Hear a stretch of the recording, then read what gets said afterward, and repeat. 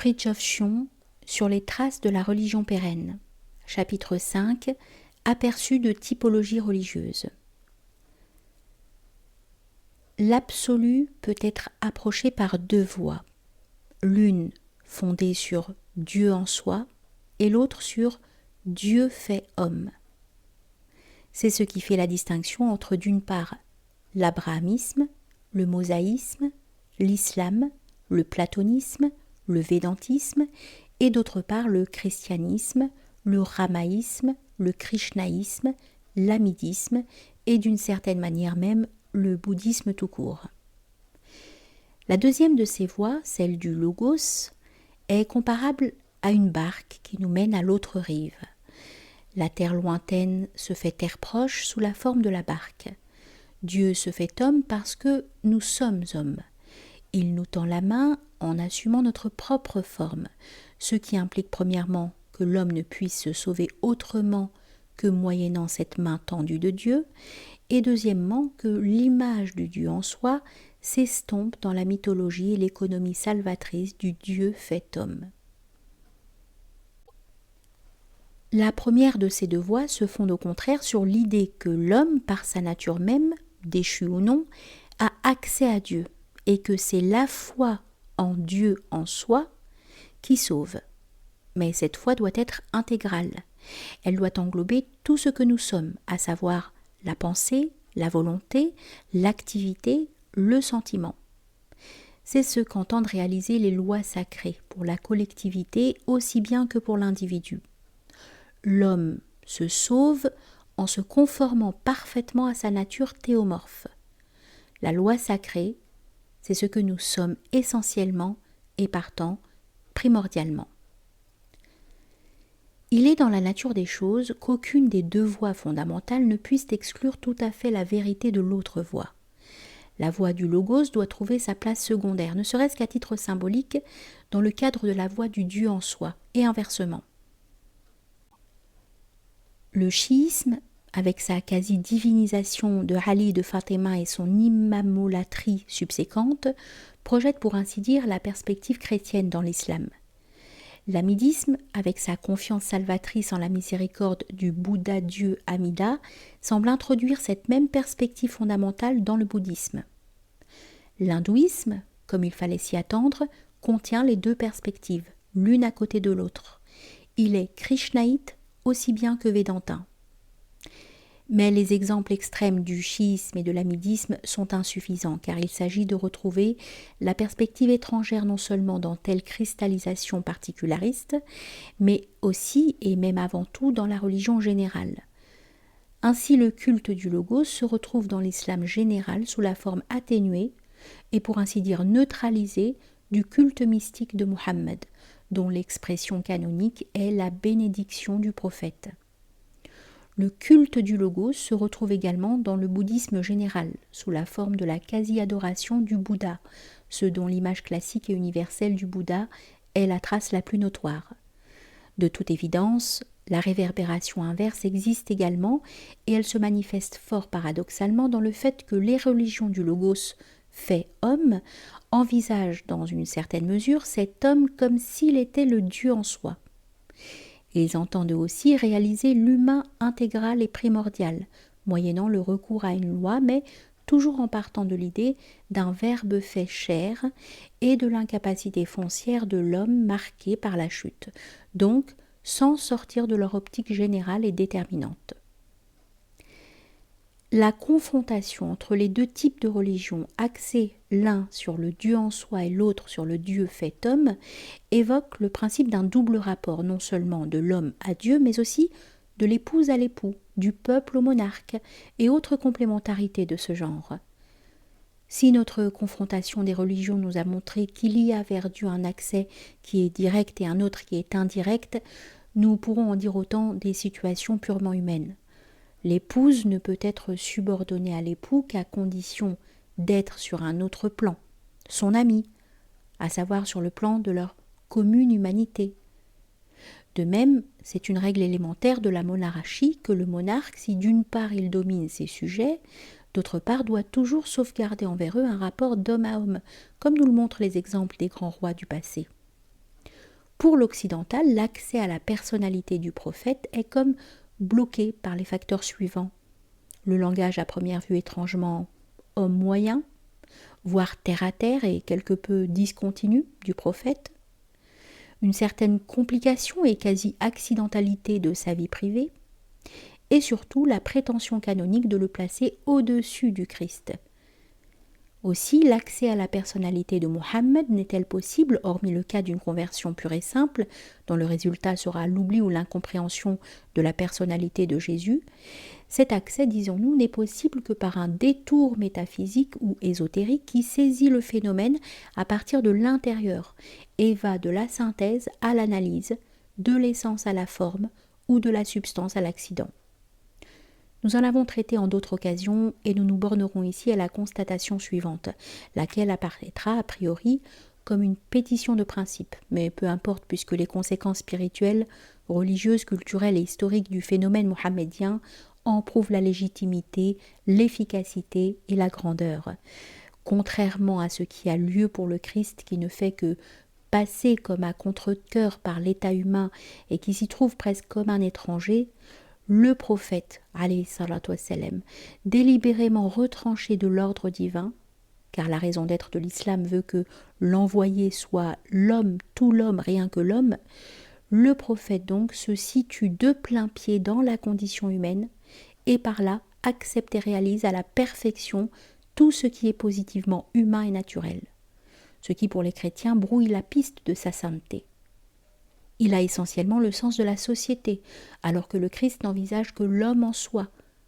Aussi, saint Paul, pourtant conscient de l'utilité sociale du mariage, semble-t-il vouloir faire de celui-ci une sorte de punition, comme pour se venger sur l'homme qui n'a pas choisi le célibat en vue du Saint-Esprit, et cela en dépit de ce biais qu'est la sacramentalisation du mariage, laquelle se réfère à l'Esprit Saint et en sollicite la participation. Quoi qu'il en soit, les formulations dogmatiques et les stipulations éthiques ont forcément quelque chose de brutal, si l'on peut dire. On n'édifie pas une religion avec des nuances.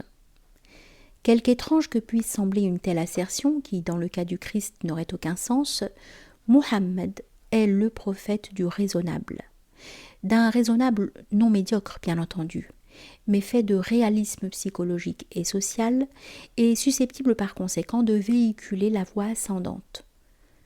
Incidemment, mais non rarement, le prophète, alayhi salatu wassalam, savait être aussi pieusement déraisonnable que les ascètes chrétiens, et c'est à ces exemples en marge que se réfère l'ascétisme ésotérique dont nous avons parlé plus haut.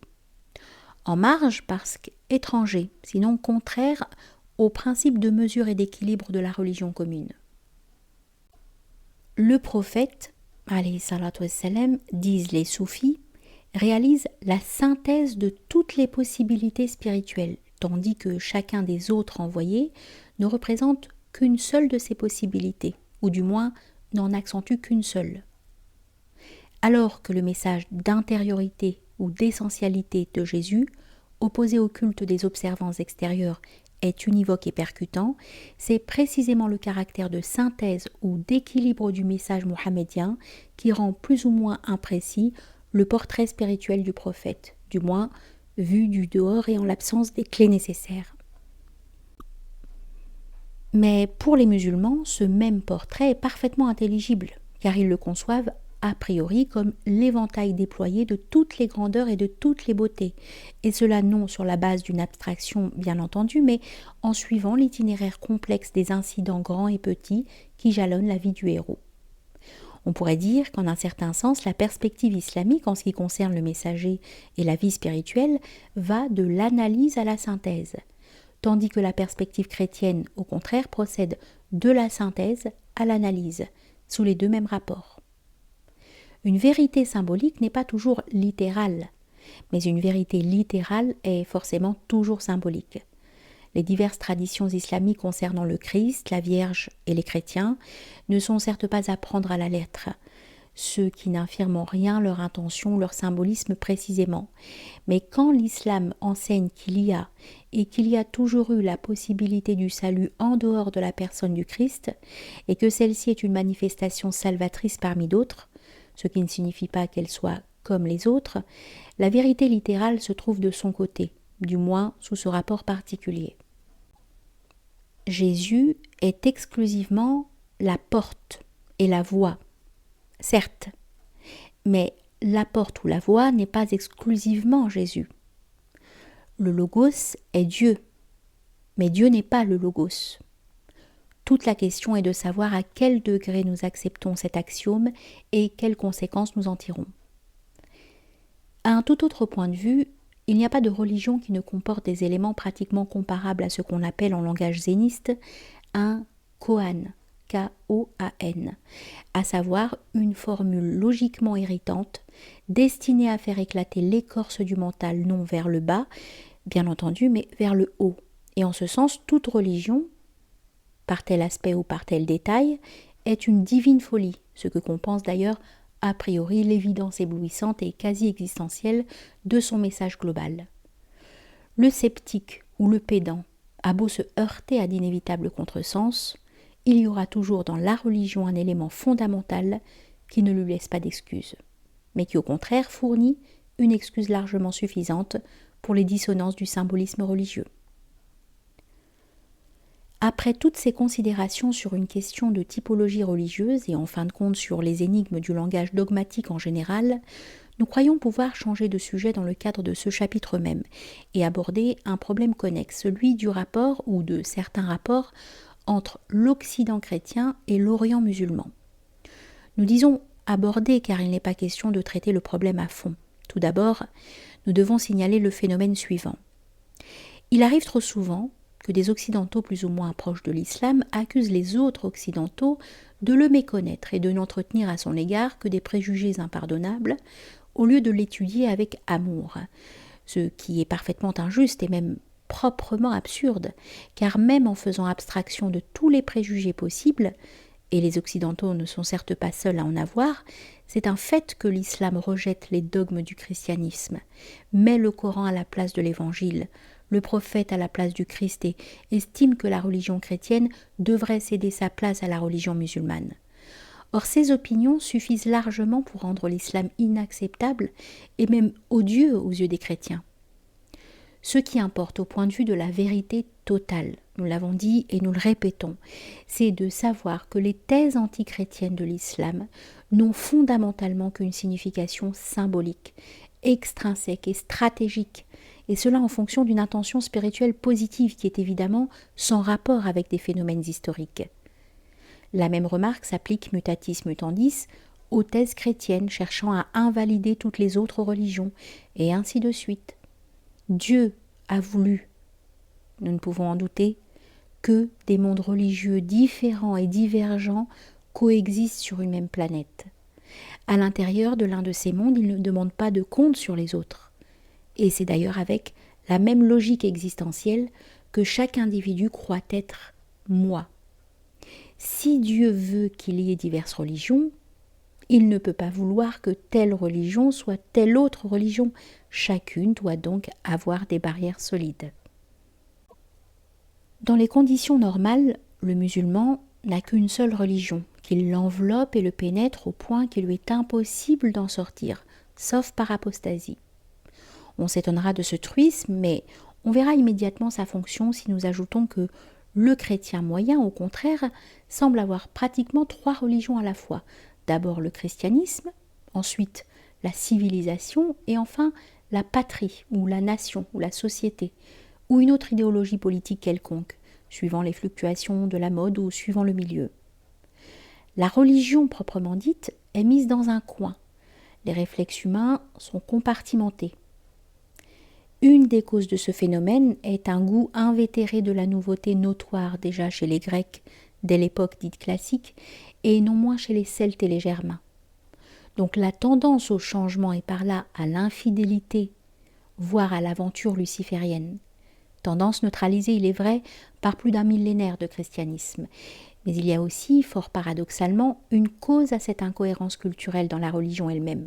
Cause indirecte sans doute, mais se combinant à la longue avec la cause que nous avons signalée, à savoir le fait que la doctrine et les moyens du christianisme dépassent les possibilités psychologiques de la majorité.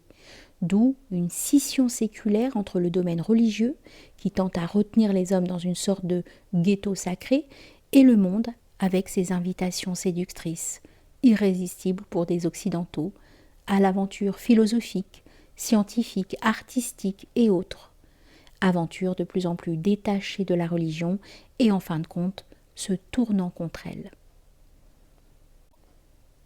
L'islam, dira-t-on, est stérile et il écrase toute initiative créatrice. Peut-être, mais il le fait exprès et en connaissance de cause, car c'est ainsi qu'il a pu maintenir un monde biblique pendant 1 millénaire et demi en face d'un Occident de plus en plus prométhéen et dangereusement civilisé. Sans doute, l'islam n'a pas pu échapper à la décadence qui a envahi tout l'Orient, à de rares exceptions près. Décadence pour ainsi dire passive que n'a pas subi l'Occident, lui qui était entièrement occupé par sa déviation active et créative. Mais il n'en a pas moins protégé l'Orient pendant quelques siècles contre le virus civilisationniste. Il en a considérablement retardé l'expansion et même plus ou moins amorti les effets d'une façon préventive. L'Occident, de son côté, a pu garder dans le cadre même de sa déviation et indépendamment d'elle, des qualités humaines qui, en Orient, ont été sérieusement entamées, non partout mais dans trop de secteurs, et au point que certains jugements occidentaux bénéficient pour le moins de circonstances atténuantes. Les sentiments de supériorité des colonisateurs n'étaient pas toujours entièrement gratuits, comme des défenseurs aussi enthousiastes qu'abstraits de l'Orient aiment à le penser. Sans doute, l'abus luciférien de l'intelligence qui se retourne contre la vérité et finalement contre l'homme est pire que le simple affaissement moral. Mais la surprenante facilité avec laquelle l'Orient décadent s'est solidarisé avec le modernisme occidental dès qu'il le pouvait, prouve néanmoins qu'il y a entre les deux excès comme une complémentarité providentielle, et que l'affaissement moral à partir d'un certain degré est beaucoup moins innocent au point de vue spirituel, et partant au point de vue vérité qu'on ne l'aurait cru au premier abord, ou qu'on aimerait le croire par amour de la tradition. Au demeurant, adhérer réellement à la tradition, c'est y adhérer avec discernement, et non par simple routine. Manquer de discernement au point de déserter la tradition, dès que les conditions politiques le permettent ou y invitent, ou de subir cette désertion sans protester, ce n'est pas réellement avoir l'esprit traditionnel, et cela ne témoigne pas d'une mentalité digne d'être citée en exemple ou d'être admirée sans réserve. D'une manière générale, une des découvertes les plus décevantes de notre siècle est le fait que la moyenne des croyants sous tous les cieux ne sont plus tout à fait des croyants, qu'ils n'ont plus véritablement la sensibilité conforme à leur religion et qu'on peut leur raconter n'importe quoi. L'humanité se trouve plongée dans le Kali Yuga, l'âge de fer, et la plupart des hommes sont au-dessous de leur religion, s'ils en ont encore une, au point de ne pas pouvoir la représenter consciemment et solidement. Il serait donc naïf de croire qu'ils incarnent tel monde traditionnel, c'est-à-dire qu'ils sont ce qu'est celui-ci. À la question de savoir si l'Orient routinier c'est la tradition, on doit répondre oui et non. On ne saurait en connaissance de cause répondre simplement oui, mais il serait sans doute plus inadéquat encore de répondre simplement non, étant donné la complexité du problème. Tout ceci est sans rapport avec la typologie religieuse, dont nous avons parlé au début de ce chapitre, mais comme le mal procède par excès aussi bien que par privation, et la falsification du bien tient des deux tares, les caractères formels d'une religion influent forcément, bien que très indirectement et par subversion, sur la genèse de telles dégénérescences particulières, ce qui se constate dans la décadence orientale aussi bien que dans la déviation occidentale. Ce qui caractérise fondamentalement cette déviation, que le simple mot matérialisme ne saurait définir, c'est un triple abus de l'intelligence, philosophique, artistique et scientifique. C'est de ce luciférisme, inauguré par la Grèce classique, puis neutralisé par un millénaire de christianisme et enfin réédité par la Renaissance, qu'est né le monde moderne, lequel du reste a cessé d'être uniquement occidental, ce qui ne saurait être la faute des seuls occidentaux. Il y a de toute évidence, partout, une différence décisive de qualité entre les hommes spirituels et les hommes mondains, ou entre les traditionnels et les anti-traditionnels, les orthodoxes et les hétérodoxes, mais il n'y en a pas au point de vue de la valeur humaine globale entre l'Orient et l'Occident. Si, a priori, l'Occident a besoin de l'Orient traditionnel, celui-ci a besoin a posteriori de l'Occident qui a été à son école.